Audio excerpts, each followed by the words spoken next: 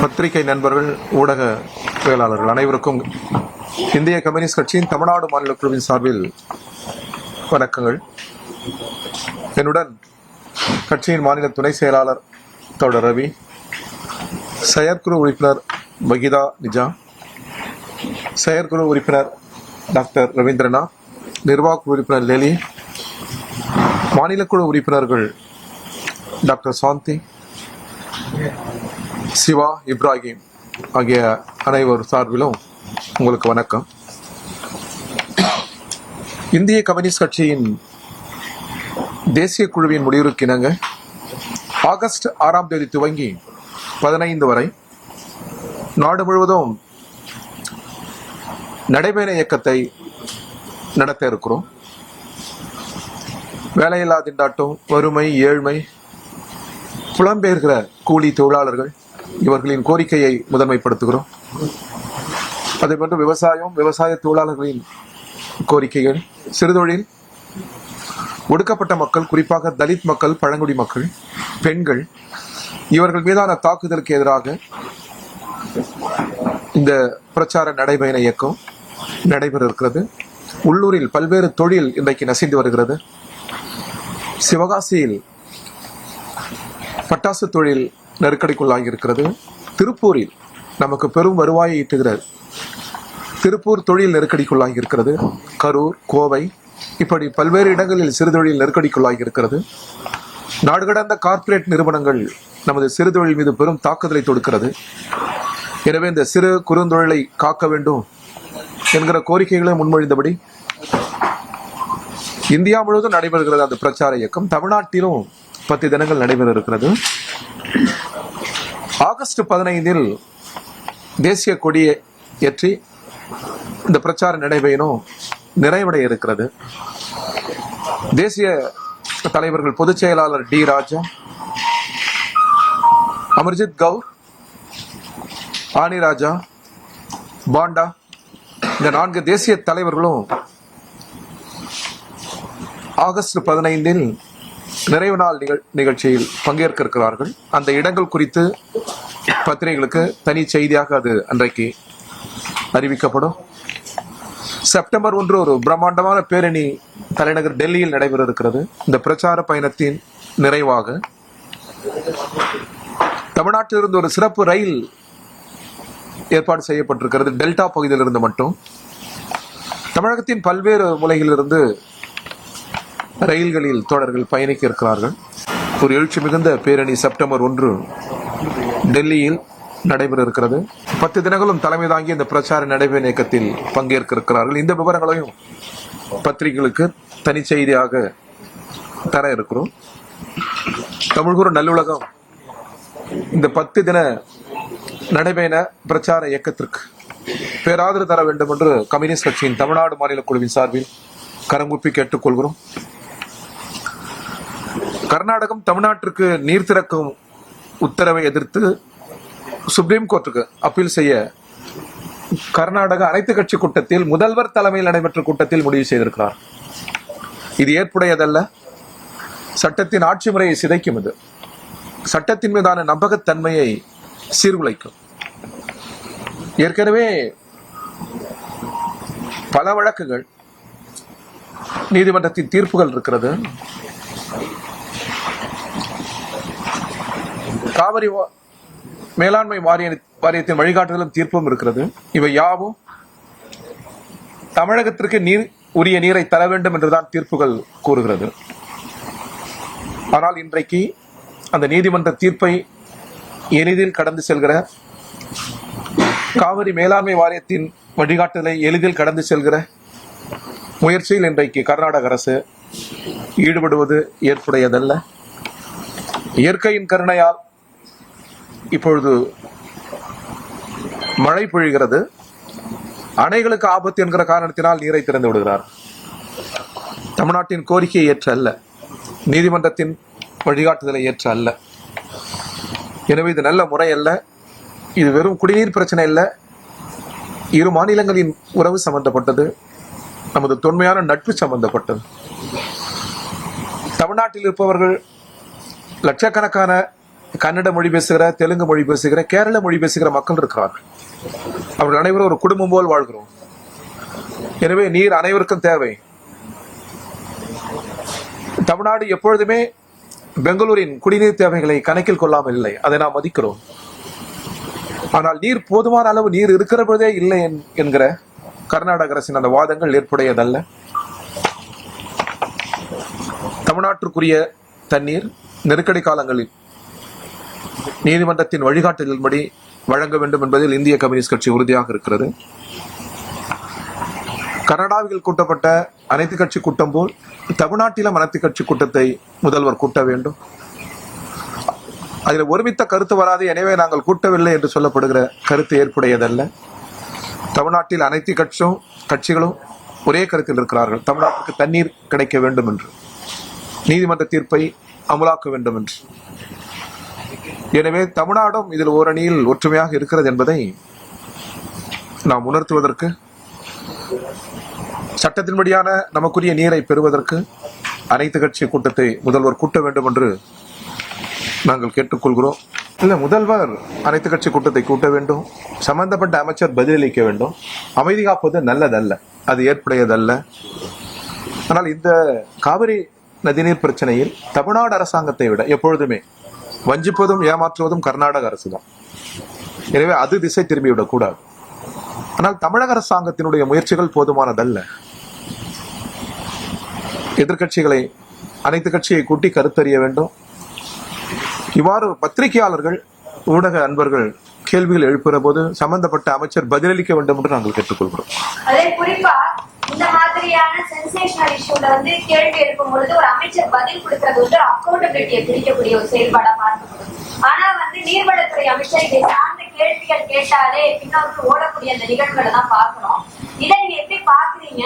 தாவேக அரசினுடைய அமைச்சர்கள் உரிய பதில் அளிக்கணும் அப்படிங்கிறது பொதுமக்களினுடைய எண்ணமாகவும் இருக்கு. இது உங்களுடைய பார்வை? அது முறையானது, சட்டப்படியானது. மக்களால் தெரிவு செய்யப்பட்ட பிரதிநிதிகள் மக்களின் கேள்விகளுக்கு பதிலளிக்க வேண்டும். இந்த ஜனநாயகத்தில் தவிர்க்க ஒண்ணாத விதி. பதிலளிக்க வேண்டும். அடுத்து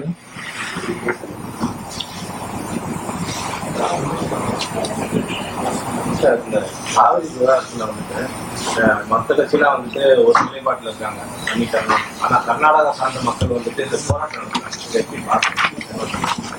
இல்ல, நம்மளும் போராட்டம் நடத்துறோம். நம்ம தேவைக்காக போராட்டம் நடத்துறோம்.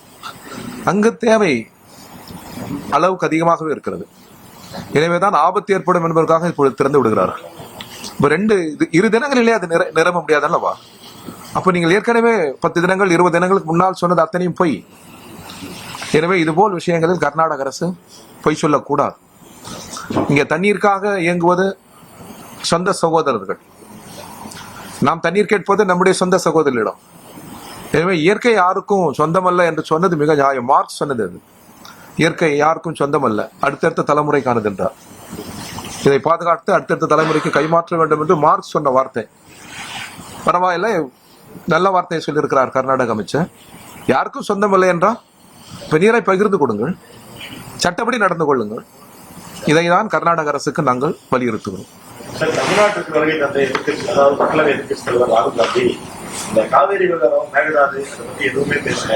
தொகுதி மறுவரையில யாரு ஏதாவது பாஜக அரசுக்கு ஆதரவாக செயல்படுறாங்களோ அவங்க எட்டப்பட்டு பேசிட்டு போறாரு. தேசிய அளவுல நீங்க கூட்டணியில் இருக்கீங்க, கர்நாடகால காங்கிரஸ் ஆட்சியில இருக்கு, ஏன் இந்த விவகாரம் குறித்து காங்கிரஸ் தேசிய தலைவர் பேசணும்?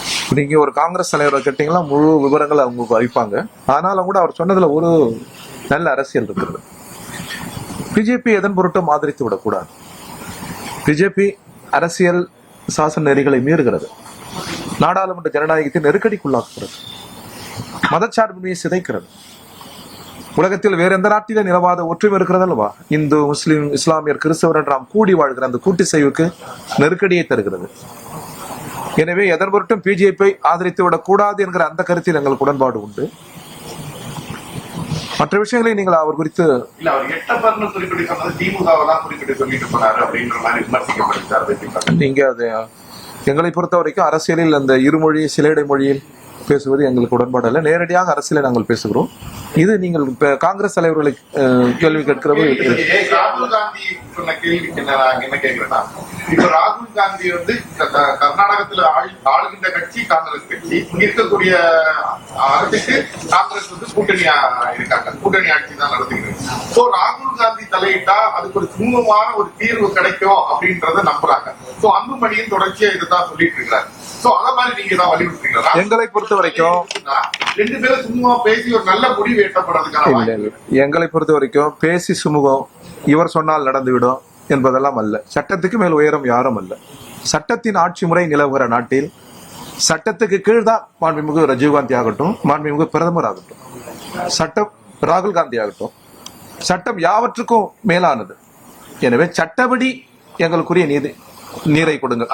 நீதிமன்ற தீர்ப்பின்படி எங்களுக்கு தண்ணீரை தாருங்கள். இருவர் பேசி தீர்த்து விடுவார்கள். யாரோ ஒரு கருணையால் இதை திறந்து விடும் என்பதெல்லாம் அல்ல. இது எங்கள் உரிமை. இது கருணை இல்லை. நான் என்ன சொல்றேன்னா, ராகுல் காந்தி நேரடியா அவங்க சொல்லல. நீங்க வந்து சட்டம் ஏற்கனவே தீர்ப்பு இருக்கு, தீர்ப்பை நீங்க வந்து ஒபே பண்ணுங்க அப்படின்னு சொல்லிட்டு அங்க இருக்கக்கூடிய சிஎம்டிஏ சொல்ல மாட்டாருன்றதான் அவர்தான் கேட்கணும். நீங்க நாங்க சொல்லணும்னு கேட்டுக்கொள்கிறோம். சட்டத்தின்படி நீதிமன்றத்தின் வழிகாட்டுதல்படி தண்ணீர் எங்களுக்கு வேண்டும் என்று நாங்கள் கேட்கிறோம். ஏன் அவர்கள் தயங்குறார்கள் என்பதை நீங்க தான் கேட்கணும் அவங்க கிட்ட. சொல்லுங்க சார். அது மட்டும் இல்லாமல் பொதுமக்களினுடைய பிரச்சனைக்காக அவங்க வந்து போராடக்கூடியது அவங்களோட ஜனநாயக உரிமை. மனு கொடுக்கும் பொழுது வரைக்கும் காவல்துறை எதுவும் சொல்றது கிடையாது. ஆனா நாளைக்கு போராட்டம்னா இரவு வந்து நீங்க போராட்டம் நடத்தாதீங்க, அனுமதி இல்ல, அந்த மாதிரியான விஷயங்களை உட்புகுத்துறதா ஒரு தகவல் நமக்கு கிடைச்சிருக்கு. இப்ப காலையில ஒரு போராட்டத்துக்கு போயிட்டு வந்தோம், மீனவர் பிரச்சனை, அவங்களும் இதே மாதிரியான விஷயத்த பதிவு பண்றாங்க. போராடக்கூடியவர்களை அந்த போராட்டங்களை ஒடுக்க நினைக்கிறதா தாவேக அரசு அப்படின்ற ஒரு கேள்வி எழுப்பப்படுது. இதுக்கு உங்களுடைய பதில்? போராடுவது சட்ட உரிமை, சட்டம் நமக்கு வழங்கி இருக்கிற உரிமை. இது ஒன்றும் கருணை அல்ல. பிரிட்டிஷ் ஏகாதிபத்தியம் ஆட்சியில் இருந்த போதே போராடி பெற்ற உரிமை அது. எனவே இது சலுகையும் அல்ல, யாருடைய கருணையும் அல்ல, இது உரிமை. இன்னும் சொல்வதென்றால் பல நாடுகளில் நாங்கள் தொடர்ந்து வலியுறுத்துகிறோம், சில இடங்களை ஒதுக்கி வைத்து போராட்டத்திற்கான வழிவகைகளை அரசே செய்ய வேண்டும். அரசுக்கு அதில் கூடுதல் பொறுப்பு இருக்கிறது. இப்போது நடைபெறுகிற போராட்ட இடங்கள் எல்லாம் மக்கள் சந்திக்காத, மக்கள் பார்வையில் படாத இடமாக ஒதுக்கி வைக்கிறார்கள். அது நல்லதல்ல. போராட்டங்கள் உழைப்பாளி மக்களின், அதிலும் உழைப்பாளி மக்களின் உரிமை போராட்டங்களால் தான் உலகம் முழுவதும் ஜனநாயகம் வளர்ந்து வந்திருக்கிறது. உலகம் முழுவதும் உழைக்கிற மக்களின் போராட்டங்களால் எந்த பாதிப்பும் வரலாற்றில் ஏற்பட்டதில்லை. எனவே அத்தகைய போராட்டங்களை ஊக்குவிப்பது ஜனநாயகத்திற்கு நல்லது. போராட்டங்களை ஒடுக்க நினைப்பதோ அல்லது போராட்டங்கள் கூடாது என்று நினைப்பதோ அரசு செய்கிற பெரும் அரசியல் பிழை. அதை நாங்கள் ஏற்கவில்லை. அடுத்து காவேரி மேலாண்மை அடிப்படையில் காவேரி மேலாண்மை அமைச்சு அவங்க நடுவில் மேலதாருக்கு தனியா ஒரு தீர்ப்பாயம் அமைக்கிறேன்னு சொல்ற திமுக கருத்தை சிபிஐ ஏற்கிறாங்க. மேகதாது அணை கட்டப்படக்கூடாது, கட்ட முடியாது, கட்டக்கூடாது, கட்ட முடியாது. அது சட்ட விரோதம். அது சட்டத்தை சிதைப்பது. அதில் இந்திய கம்யூனிஸ்ட் கட்சி ஆழமாக இருக்கிறது. காவிரி நதிநீர் பிரச்சனை சம்பந்தமாக ஏற்கனவே நீதிமன்றம் என்ன தீர்ப்பு வழங்கியிருக்கிறதோ அந்த தீர்ப்பை அமலாக்க வேண்டும். இன்னொரு முறை பேசுவது, பெரும் தலைவர்கள் பேசினால் பிரச்சனை தீர்ந்துவிடும் என்பதெல்லாம் திசை திருப்புவது. எங்களுக்கு சட்டப்படியான நீரை கொடுங்கள். நாங்கள் நீர் பிடிப்பு பகுதியில் வாழவில்லை. தமிழ்நாடு நீருக்கு இயங்குகிற மாநிலம். கேரளா போல், ஆந்திரா போல், கர்நாடகம் போல் நீர்பிடிப்பு மாநிலம் அல்ல தமிழ்நாடு. டெல்டா அது தமிழ்நாட்டின் உயிர். எனவே காவிரி எங்கள் உயிர். காவிரியை யாரும் அணை போட்டு தடுக்க முடியாது. தடுத்தா என்ன ஆகும்? தடுத்து பாருங்களேன். இப்போ நிறுத்துங்களேன். நீங்க கர்நாடக அரசு இப்போ நிறுத்த சொல்லுங்க தண்ணிய. ஏன் நிறுத்த முடியாது? பொங்கி வருகிற காவேரி தமிழ் மண்ணுக்கு வந்தால்தான் காவேரி. தமிழ் மண்ணில் காவிரி கால் பதித்தால் தான் காவிரி முழு பொருள்படும். இயற்கை நீதி ஆகட்டும், சட்டப்படி ஆகட்டும், தமிழ்நாட்டிற்கு காவிரி மிக மிக அவசியம்.